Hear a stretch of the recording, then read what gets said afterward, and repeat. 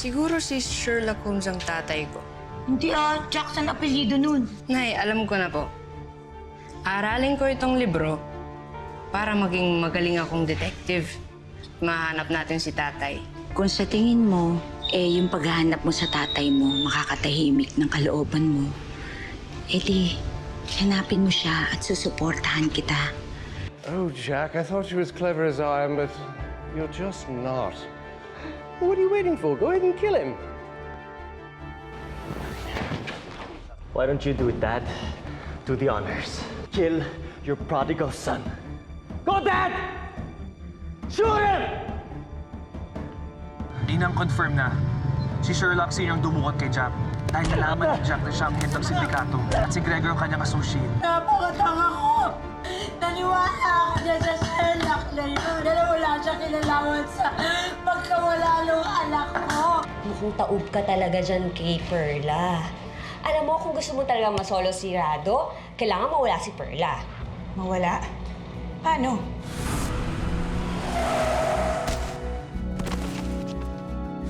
Din. Uy, Din. Okay ka lang ba? Okay lang ako. Baka naman pwedeng pahiram yung jeepney pa minsan. Oo, anytime. Sige. Thank you.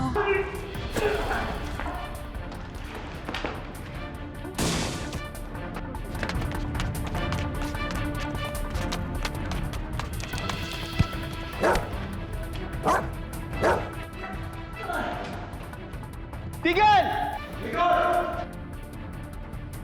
Gregor! Jack, may I talk to your mother? Please. Jack! Anak! Paula. Hello! Sherlock! Ikaw! Demonyo ka! Walang iya ka! Wala kang kwentang tatay! Ibalik mo sa akin yung anak ko! Ibalik mo sa akin ang buhay yan! I'm sorry. Forgive me. Hindi kita mapapatawad hanggang kamatayan mo! Hindi kita mapapatawad sa ginawa mo sa anak ko! Wala na ako siya. Mabuti nga sa kanya! Salamat. Salamat.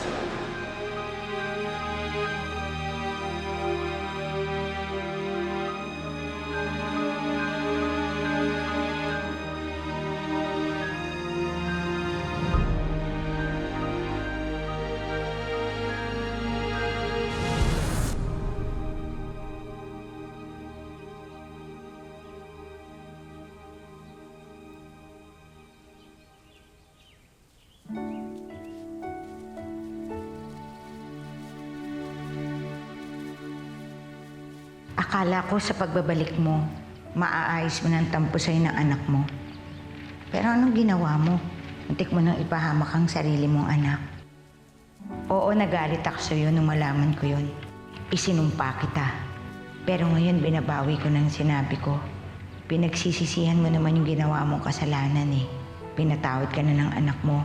Kaya wala na rin dahilan para hindi kita patawarin. At sana mapatawad ka rin ng Diyos sa mga kasalanan ginawa mo sa iba. Ayos ka lang ba, Nay? Ikaw? Opo.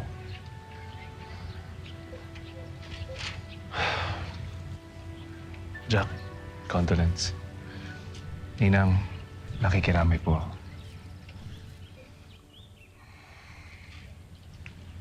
Tol, may balita na ba kay Gregor? Recover na ba yung bangkay niya? Di namin nakita ang bangkay niya. Nakita lang namin yung bangkay ng mga tauhan niya. Tingin mo ba, buhay pa siya? Pumanaw na kagabi si Sherlock Jackson Sr. Siya ang pinaghinalaang leader ng mga sindikatong may kaugnayan sa white slavery at cybersex din dito sa Kamaynilaan. Kasalukuyang inimbestigahan ang dahilan ng kanyang pagpanaw.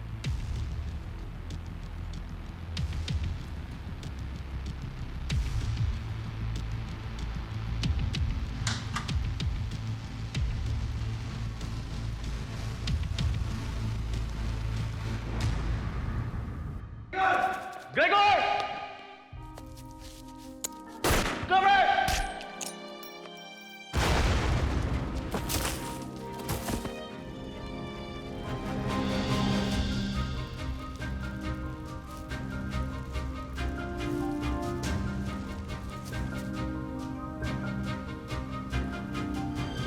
Ikaw ang dahilan kung bakit namatay ang dad ko, Jack. Sinira mo rin ang negosyo namin. Para mo rin sinira ang buhay ko. You have to pay big time, Jack. Ikaw at si Maylene Centeno.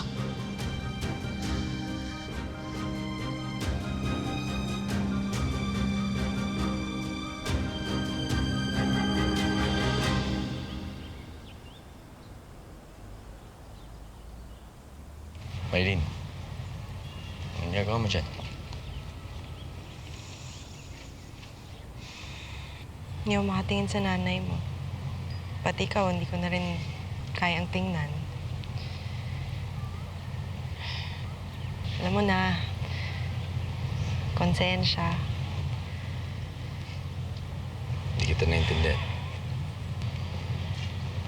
Kasi di ba ako yung bumaril sa daddy mo. Siguro kung hindi ko ginawa yun, kasama pa kayo ng mas matagal.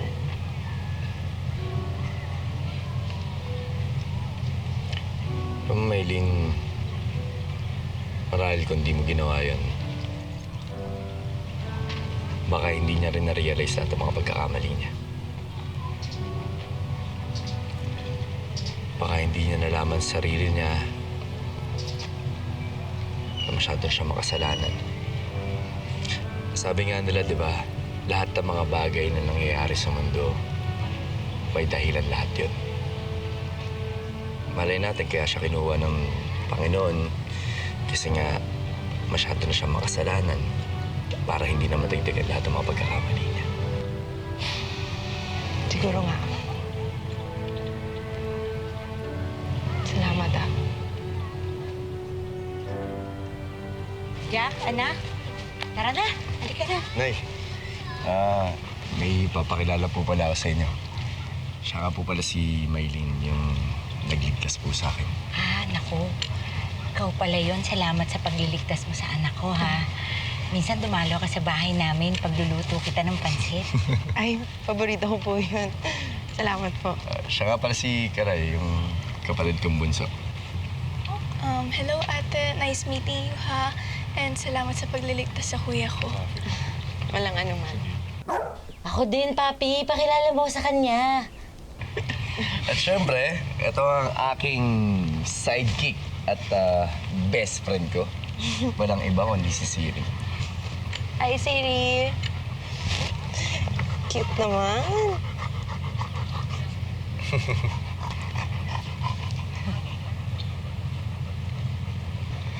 Maylene, papakilala ko rin sa'yo si Chong Rado. Ang stepfather ko. Magandang hapon po.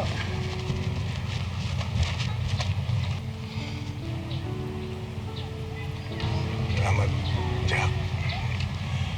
Itinuring mo rin akong bilang tatay mo. Salamat, anak. Salamat.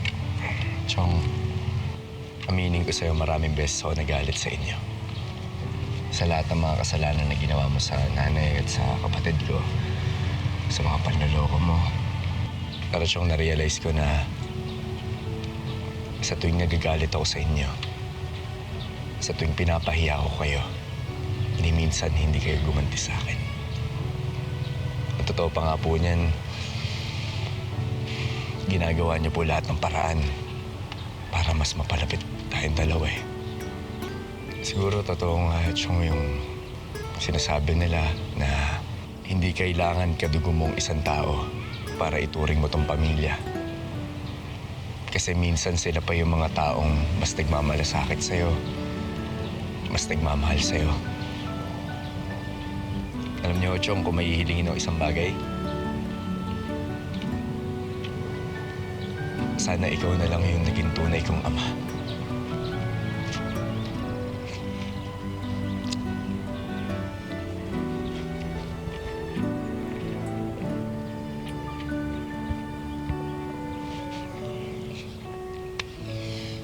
Salamat, anak.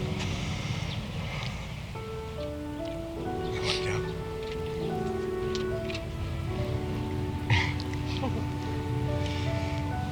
Jack. Tol, ituloy ba ang plano? Teka, anong plano?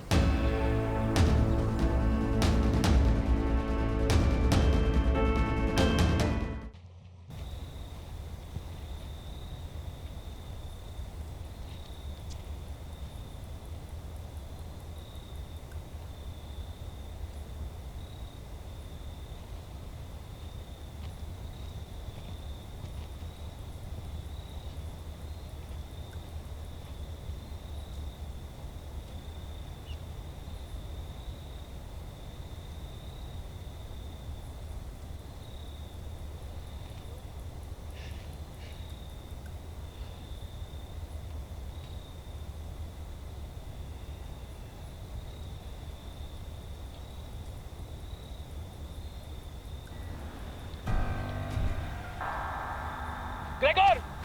Sumuko ka na! Ibaba mo yung baril.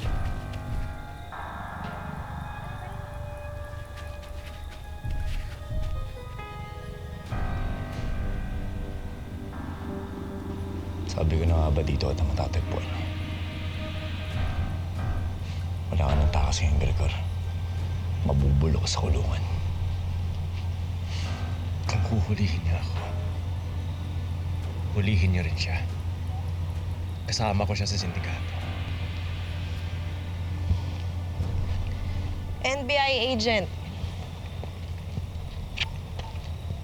Audrey Velasco. Maylene Centeno para sa undercover duty ko sa sindikato niyo.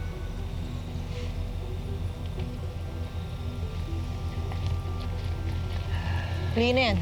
Men, sa kanya na. Tara.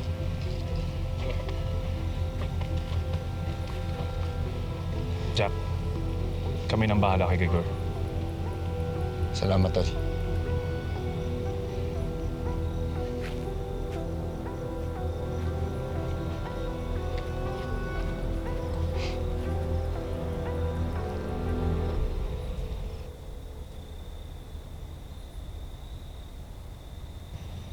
NBI agent.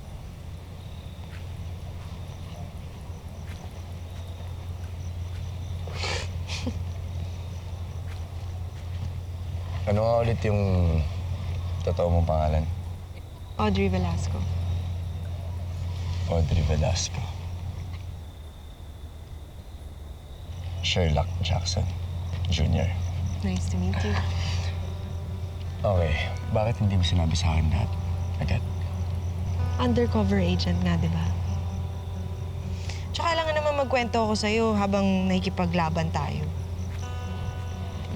Sa bagay, kaya pala sharpshooter at magaling ka makipaglaban. Okay. Ano pa nga ba yung hindi ko nalalaman sa'yo? Teka, hindi. Ano pa nga ba yung mga totoo dun sa lahat ng sinabi mo sa akin? I was born in LA, pero Pinay talaga ako. Wala na akong parents. I love dogs, I hate cats. And totoo na sharpshooter at mahilig ako sa martial arts. Okay na? Any more questions?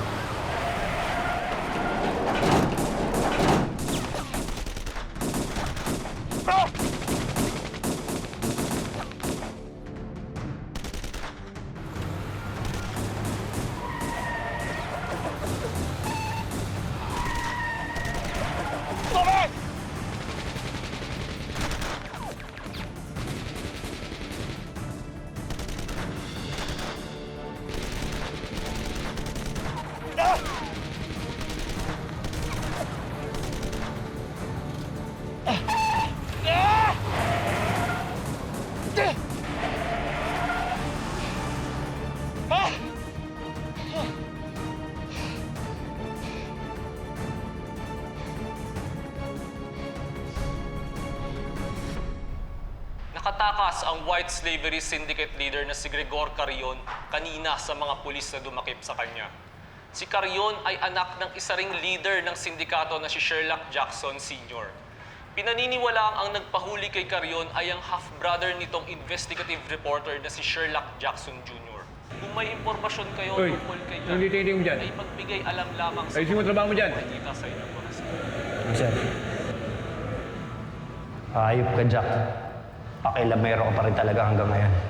Umanda ka paglabas ko.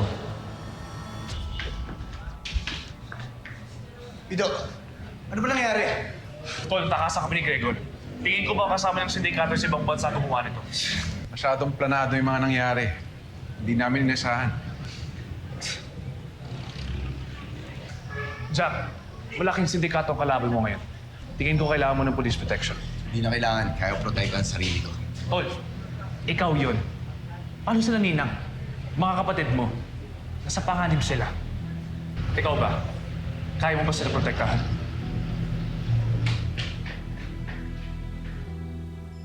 Kaya nga ako iniisip ko kayo dito sa bahay na eh. Kaya nung sinabi sa akin ni Pido yung tungkol dun sa police protection, pumayag na rin ho ako. Eh, grabe naman pala, no? Napakalaki palang sindikatong kinabibilangan ng tatay mo, tsaka yung anak niya. Akala ko sila-sila lang. Alam mo, ang ganyang klaseng samahan, may kaalyado yan sa iba't ibang bansa. Eh, yung babaeng nagligtas sa'yo, yung ba hindi kailangan ng proteksyon ni Pido yun? Si Ate Maylin Punay? Ah. Kiray, hindi Maylin ang totoong pangalan niya, kundi Audrey. At hindi niya na kailangan pa ng police protection dahil isa siyang NBI undercover agent. Astig pala ang babae yun. Kaya nga ako nagulat din ako dun sa paghawak niya ng galing pumutok. Sa pakikipaglaban niya rin. Oo, kaya pala matindi rin ang paghanga mo. Tuwing na pag-uusapan yun, yung ngiti mo, iba talagang dating eh. Ano naman ba yung gusto mong palabasin? Wala, baka ikaw may gustong palabasin na sekreto tungkol dyan kay Maylin. Ay, di pala. Audrey pala, Audrey. Nay, alam mo yan sinasabi mo, alam ko na yung gusto mong puntahan eh. Pero kung iniisip mo na may gusto ko dyan kay Audrey, wala ko, magkaibigan lang po kami. Siguro, sabihin natin, humahanga ako sa kanya, pero doon lang sa katangian niya na parang hindi siya pangkaraniwang babae. Talaga? Hindi ko kayo sa pakikipaglaban, yung mga ganong bagay ba? Talaga, nak?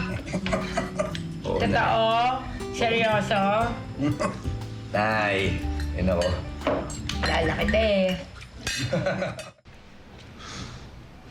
Sa Macau, madalas magbagsak ng mga babae ang modeling agency nila Sherlock. Dahil doon din pinakamalakas ang market nila worldwide.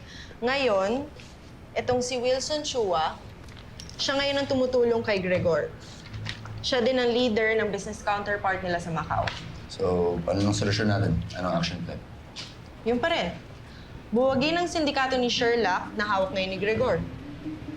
Teka, bakit kailangan natin mag-focus doon kung meron mas malaki sindikato? Dahil kapag na-dispose natin ang sindikato nila Sherlock dito, wala na silang human labor na may ima-market doon, malulugi sila at mapipilitan silang mag-dissolve ng mga grupo nila doon. Diba? Parang snowball effect. Tama. Napaka-bright talaga ni Audrey. So, nasisilaw na ba kayo sa akin? May kahanginan na rin pala. Audrey, ang balita sa akin na kaya mo daw tinabla si Gregor dahil sobra kang nagwapuan kay Jack. So, ang ibig sabihin, ikaw ang nasisilaw sa kanya. Pido, nangirit ka ba siya? Actually, tama si Pido. Dahil talaga sa'yo, Jack. Dahil siyang kumumpleto ng lahat. Anong kumumpleto? Dahil sa pagdating mo, nagkaroon ako ng prospect na tatestigo against them. Madami na akong files, evidences, pero ikaw talaga yung kumumpleto ng lahat. Okay. Bakit? Ano bang kumpleto yung iniisip mo? Wala. Ano pa bang kailangan ko isipin?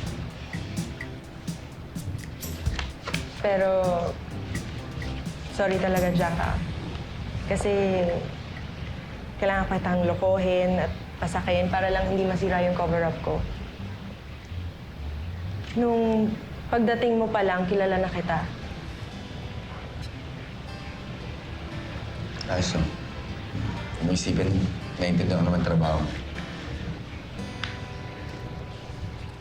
Salamat.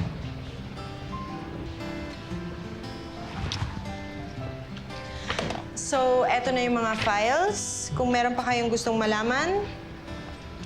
Any questions? Okay lang ako. Wala.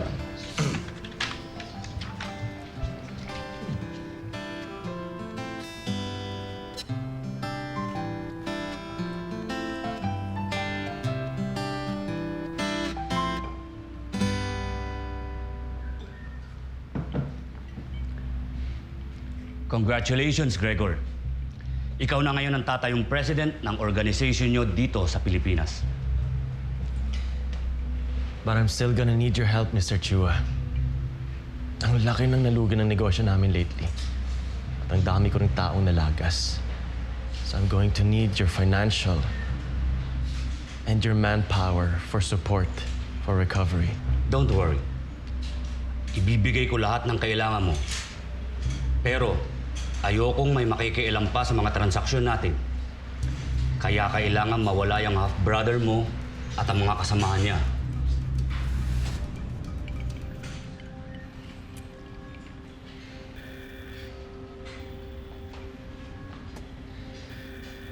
Wala akong kapatid. At si Jack yung dahilan kung bakit namatay ang dad ko. Kaya kahit hindi mo nasabihin sa akin, papatayin ko talaga siya.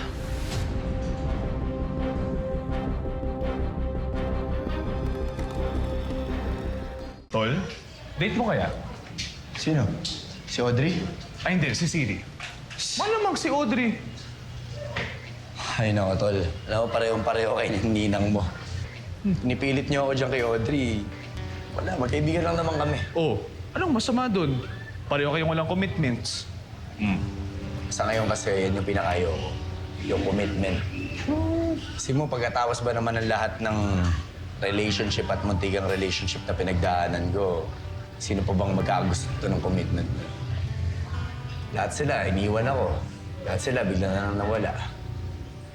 Kaya, Tol, kung pwede lang, please, huwag mo na akong tuksoin niya kay Audrey. Kasi mas okay na magkaibigan na lang muna kami. Teka, pakiulit yung sinabi mo. Ano yung mas okay na maging magkaibigan na lang muna kami? Oh, muna. Ibig sabihin, sa susunod, pwedeng-pwede. Alam ko na yan eh. Ano, Tol? Tigilan mo muna kasi kakatokso sa papi ko, Pido. Ayoko rin munang umasa na magkakaroon ako ulit ng momsy-to-be. Alam mo, napakagaling mo talaga. Napakatalino mo, tas napakatapang mo pa. Huwag kang humanga sa akin. Alam mo, sa trabaho natin, hindi naman special abilities yung mga sinabi mo. It's a must. Kung wala ka ng mga yon, hindi tayo magkatrabaho ngayon. Masyado ka naman seryoso sa trabaho. Let loose a bit, you know. Iba na nga lang pag-usapan natin.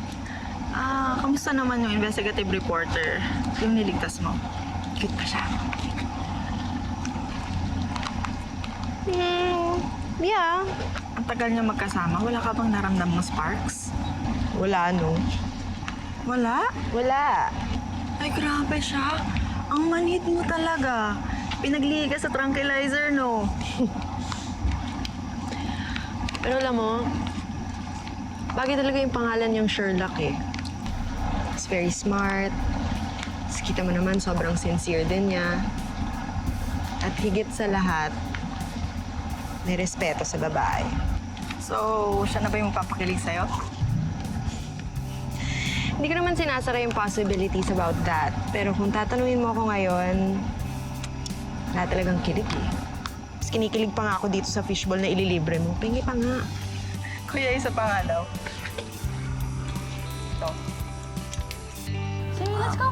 Oh, yung pinto Oh, mahal, bakit ang tagal mo? Halika na. Hintay ko pa, Ismael. Gado! Halika na, dito tayo sa simbahan. Tayo, ang ganda naman yan. Selfie tayo na, dali. Dali, selfie mo na. Sige. Oh. Smile. Isa pa. Ayan. Ayan. Ganda Okay, natin. tara. Halika na. Sige, let's go. Sige lang, magsaya lang kayo. Dahil bukas, hindi na kayo magsasaya. Lalo ka na, Perla. Dahil sa makalawa, mawawala ka na. Uy, kung ano-ano yung lumalabas sa bibig mo, ha? Tara na. Huwag inggitera. Sige ka, papangit yung baby mo. Tandaan mo to, Becky. Mapapasakin pa rin si Rado. Sa amin ng baby ko. Pamilya ko pa rin ang magiging masaya. Itaga mo to sa bato. Sige na, kahit itaga pa natin sa marmol kung gusto mo. Basta umuwi na tayo.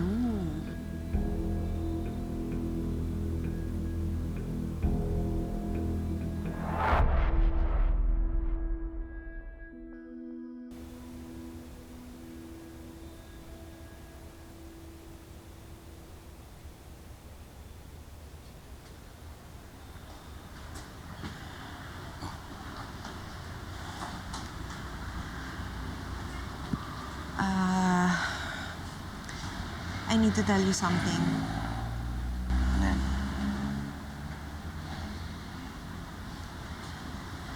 I think I love you.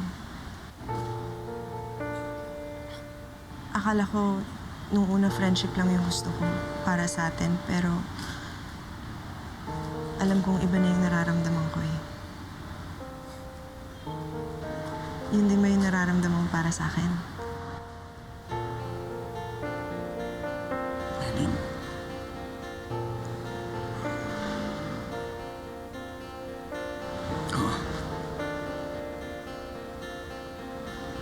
Mahal din kita.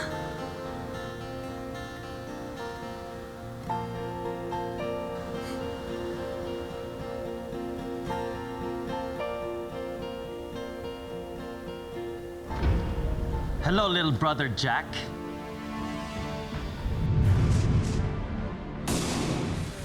Ayoko na yatang kumain dito. Kasi parang mga matatanda ng karne dito, no? Kahit anong gawin mo, hindi mo masisira ang pamilya namin. May araw ka din! Any moment from now, you will be free. Promise. Thank you, ma.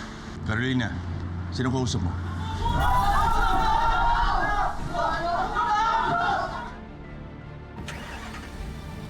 Huling gabi mo na to, Perla.